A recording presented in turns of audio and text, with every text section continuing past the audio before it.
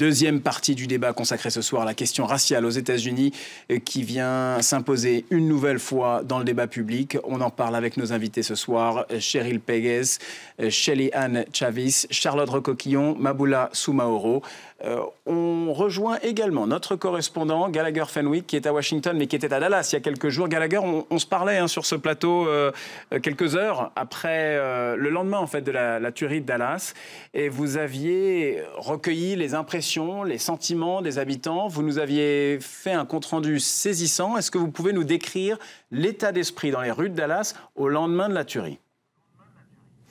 Une population profondément divisée. Ce qui nous avait beaucoup choqué à l'époque, c'était que cette division se dessinait clairement le long des lignes raciales. On pouvait parler d'une fracture, puisqu'en caricaturant un petit peu, puisque nous n'avons plus parlé qu'à quelques personnes, il y avait d'un côté les membres de la population blanche locale qui venaient saluer, remercier les forces de l'ordre, et puis de l'autre côté de la rue, est-on tenté de dire, il y avait des membres de la communauté noire américaine que nous avions également interrogés et qui étaient beaucoup plus mélangés dans leur réaction. Certains qui nous disaient très crûment, très durement dans une certaine mesure que c'était mérité ce qui s'était passé et qui parlaient de la source de tous ces problèmes et qui s'était ainsi manifesté par une tuerie à Dallas avec un tireur noir tirant sur des officiers de police blancs. Un fait, est-il besoin de le rappeler, qui intervenait quelques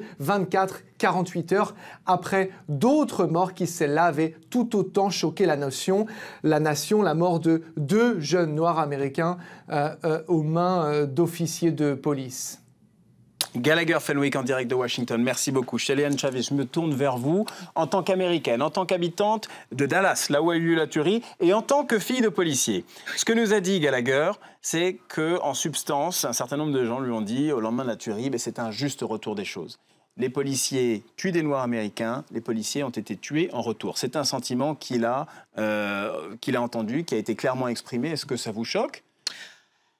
J'avais des émotions très mitigées suite à les attaques terroristes à Dallas. Je trouve que suite à une communauté qui est très blessée, qui est très en colère par rapport à la situation. Encore et encore, on voit les gens qui sont tués pour absolument rien, juste parce que ils ont l'impression qu'ils n'ont pas le droit d'exister en public. Et par contre, je pense que... Pour être clair, oui, vous comprenez ce sentiment de c'est un juste retour des choses ? Non, je crois que une action comme ça fait plus pour reculer le bon discours de Black Lives Matter que de faire autre chose. Et le fait que ça soit une vengeance... oui, peut-être, mais on ne peut pas consigner les actes d'un individuel qui avait des autres problèmes sociaux, pas uniquement... Oui, tout à fait. Il n'était pas uniquement motivé par des questions politiques. C'était aussi un déséquilibré par ailleurs. Ça, personne n'en doute. Cette question, Cheryl Pegues, c'est quelque chose aussi c'est une question qui vous a déjà été posée. Le juste retour des choses. Votre sentiment au lendemain de la tuerie de Dallas ? Bon, j'aime pas l'expression juste retour des choses, mais je parlerai quand même de quelque chose qui était clairement inévitable. Inévitable parce que dès qu'on est poussé contre le mur et on devient désespéré, il n'y a plus de raison. La raison n'agit pas. De toute façon, la raison n'est pas en train d'agir dans le cœur des policiers qui tuent les Noirs. On parle de la peur.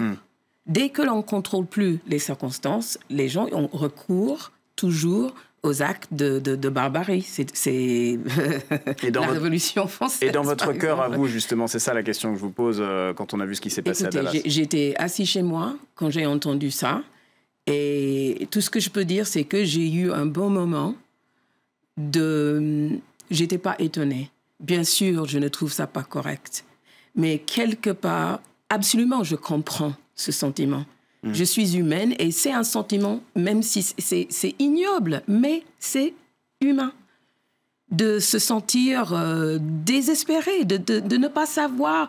Une chose que j'ai dit, c'est terrible. Et je l'ai écrit même sur Facebook. J'ai mis, ce soir, peut-être au moins, les gens qui ont perdu leur famille, des policiers qui ont perdu les êtres chers, comprennent la douleur des Noirs qui ont perdu leur fils, leur cousin, leur père. Ce n'est pas du tout une méthodologie correcte, mais compréhensible. Et d'autant plus que moi, je veux bien que ces deux groupes se rencontrent. Parce que je crois que c'est là où on pourrait commencer réellement un discours. Je voudrais juste ajouter on a montré, remontré, redémontré à quel point il y a des mécanismes en place. D'abord, à quel point il y a des comportements racistes dans la police qui sont suivis de conséquences réelles et dramatiques pour la population noire. Mais tout ça n'est pas inéluctable. Et la plateforme Black Lives Matter fait des propositions très concrètes pour améliorer la situation. Et ça commence par d'abord rendre les policiers responsables de leurs actes et de les poursuivre en justice quand il y a des comportements inappropriés, voire criminels. C'est permettre aux citoyens de superviser, observer ce qui se passe dans la police. C'est augmenter le nombre de caméras, démilitariser la police, etc.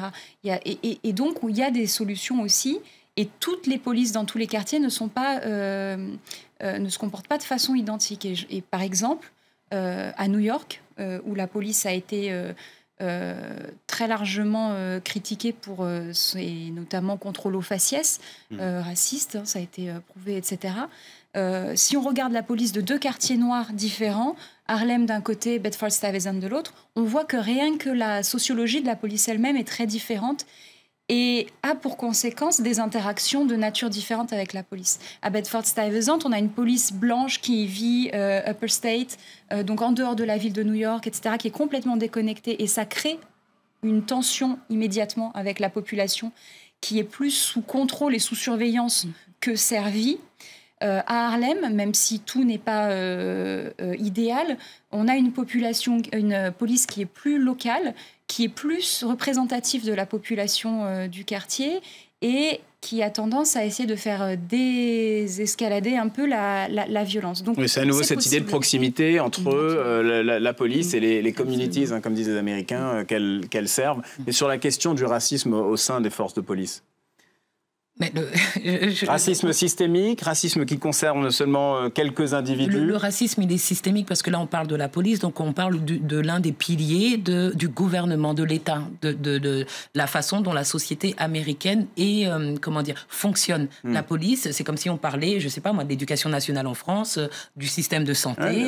Donc la police fait partie d'un État et le bras armé de cet État et reflète certains mauvais côtés de cet État, et depuis très longtemps. Et c'est la même chose, par exemple, on pourrait très bien parler de la situation en France, où la question des violences policières, elle existe depuis longtemps, et depuis, je sais pas, 1983, on marche en France contre les crimes racistes et contre les violences policières, notamment le 14 juillet à la place de la République, avec le collectif Black Lives Matter et le collectif Urgence, notre police assassine. Ce sont des questions qui touchent grand nombre de sociétés occidentales multiculturelles. La question raciale est intimement... Donc, finalement, la police reflète en fait la société. La police reflète la société, exactement. Je vais vous faire écouter juste un instant, on va revenir, vous allez pouvoir vous exprimer, on va juste écouter l'émotion, l'indignation, la colère de cet officier de police, Nokia Jones, qui s'exprimait la semaine dernière,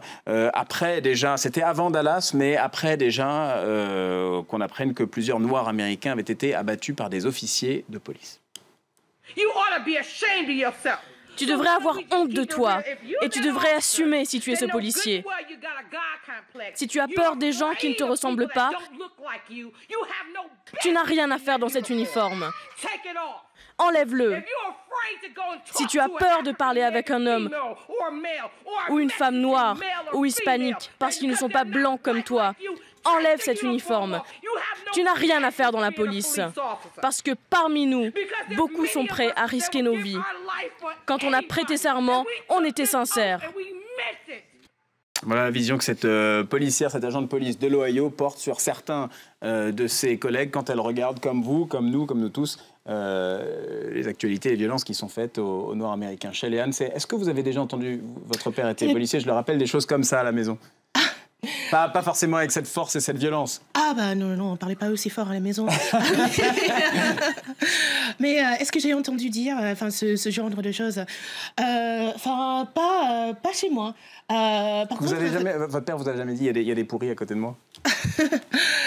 S'il ne croyait pas dans l'habilité de vraiment protéger et servir le public, il n'aurait pas pris ce poste-là. Non, mais comme tout processus, c'est imparfait. On peut pointer les imperfections. Oui, exactement. Est-ce que, certainement, le racisme dans la police est systémique, mais est-ce que, on recrute les gens qui sont, naturellement racistes, ou est-ce qu'ils apprennent sur le tas que, c'est pas grave, de tuer quelqu'un, lorsqu'ils sont de couleur, mais tout ce qu'on a, c'est les actions et les conséquences.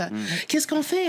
On laisse le policier, on l'enlève, de service pendant quelques mois, mais on le paye quand même pour le reste de sa vie.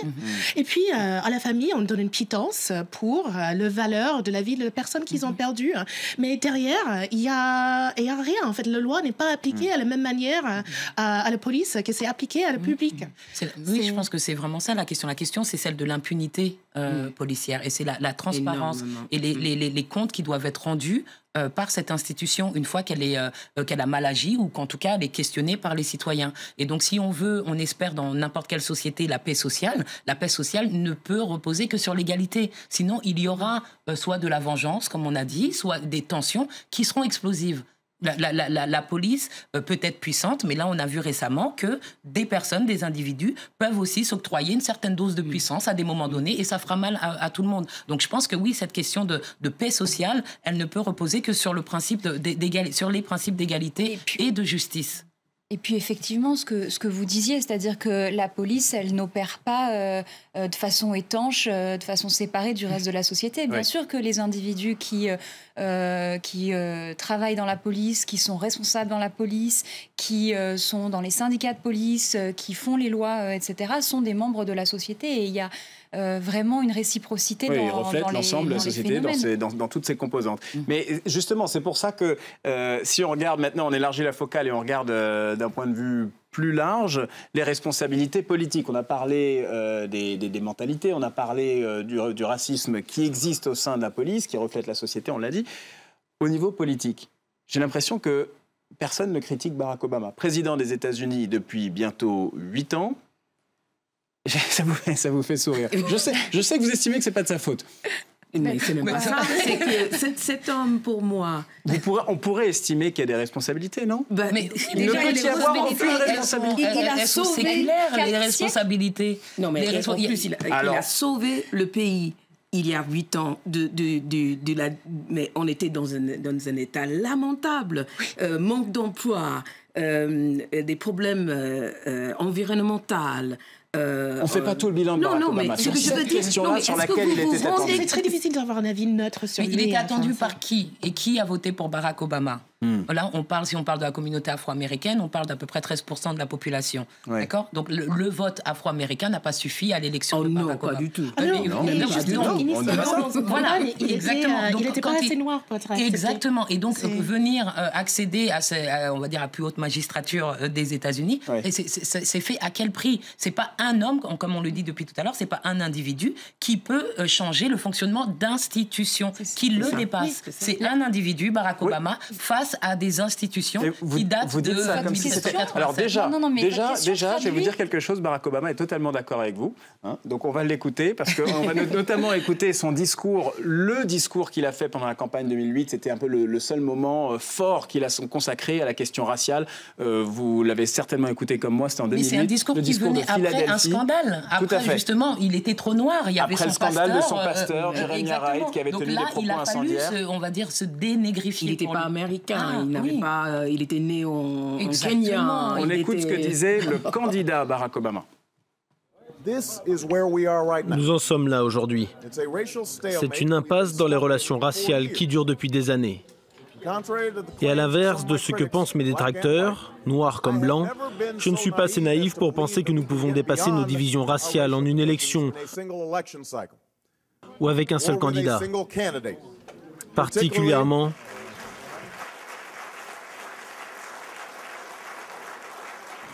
un candidat aussi imparfait que moi. Bon, Barack Obama en 2008 qui a annoncé la couleur en disant c'est pas en un mandat, 2 mandats en l'occurrence, qu'on va régler la question raciale. Mais c'est même pas la question du nombre de mandats, c'est la question du nombre d'individus. C'est un fantasme d'imaginer que parce qu'on met une personne noire à une position de pouvoir, quand bien même ce soit la plus grande... C'est un peu raciste, n'est-ce pas? Oui, puissante position. Mais de la même façon que c'est pas parce qu'on met un présentateur noir à la télévision qu'on a réglé la question de la production de l'information, etc. Donc il faut vraiment, pour comprendre cette question du racisme et de son fonctionnement et pouvoir espérer le régler, il faut sortir de cette idée que c'est les individus seulement. Les individus, ils opèrent dans un système social et ils sont conditionnés. Mais justement, c'est ça. C'est ça ma question. Le Tea Party, par exemple, qui a émergé, le Tea Party, le parti politique, suite à l'élection de Barack Obama, qui a été extrêmement virulent, extrêmement raciste, qui a remis en question la légitimité même de la fonction présidentielle qui, pour la première fois, était occupée par un homme noir. Ça compte. Il y a eu beaucoup de choses qu'il a fallu surmonter. Il y a eu des contre-courants. Des contre-courants, oui, ce qu'on appelle le backlash. Charlotte Recoquillon, pour revenir sur ce que vous disiez, on est tous à même de comprendre que Barack Obama, premier président noir américain, ou premier président métis, puisque père kényan, maire du Kansas... aux États-Unis, il est noir. Aux États-Unis, il est noir. Si on veut être précis, il est métis. Hein. Oui, mais aux États-Unis, légalement, la catégorie métisse, elle est très récente historiquement. Donc il est noir, il n'y a pas de doute. Légalement, il est noir. On est tous à même de comprendre que le symbole Barack Obama ne suffit pas à changer le quotidien de 300 millions d'Américains, le quotidien des 12% de Noirs américains. Ça, bien sûr, on le comprend. Mais vous dites, il faut des changements dans le pays. Il est quand même à la tête de cet État. Est-ce que des changements ont été amorcés depuis 8 ans? Mais il n'y a pas le pouvoir. Le Congrès qui lui est opposé lui bloque toutes les tentatives de réforme qu'il a faites. Ça fait pas 8 ans. C'est la séparation des pouvoirs. C'est comme ça que ça marche. Il y a la présidence, il y a le Congrès, il y a le bras exécutif. Oui, c'est un État fédéral. Il y a les droits constitutifs, la Constitution qui régit un certain nombre de domaines, et puis les États qui ont un certain autre nombre de prérogatives. Oui, éducation, impôts, police, tout un tas de choses, effectivement, qui forment le quotidien. Si on s'inscrit un petit peu dans un peu de profondeur et qu'on prend un peu de recul, peut-être qu'on s'apercevra dans quelques années que malgré tout, il fait quand même bouger les choses. Parce que je pense, et là c'est une opinion peut-être un peu personnelle, mais que le mouvement auquel on assiste aujourd'hui et la prise de conscience à laquelle on assiste, et y compris quelque part, peut-être la réénergisation du mouvement de libération des Noirs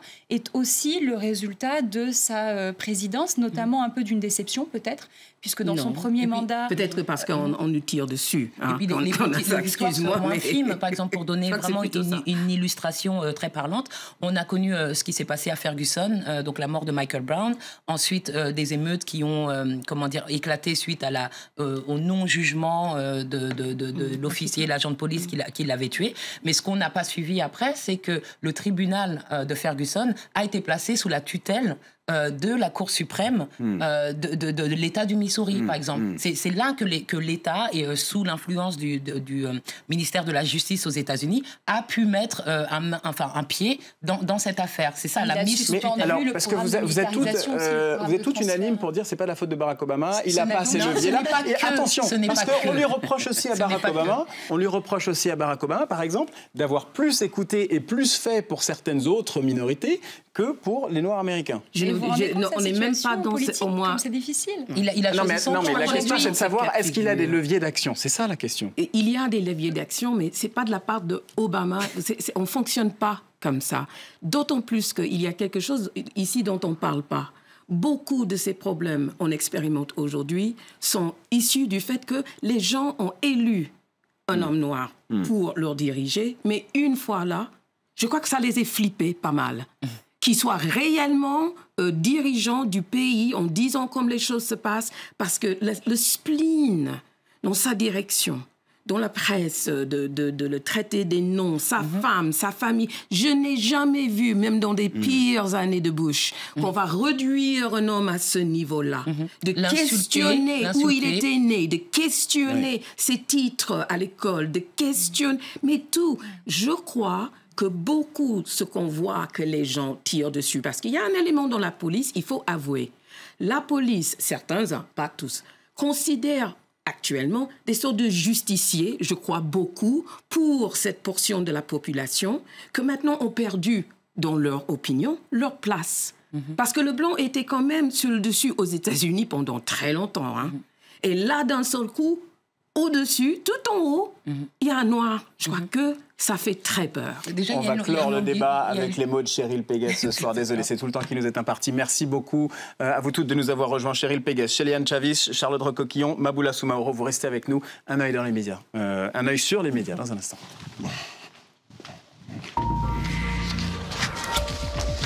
Bonsoir.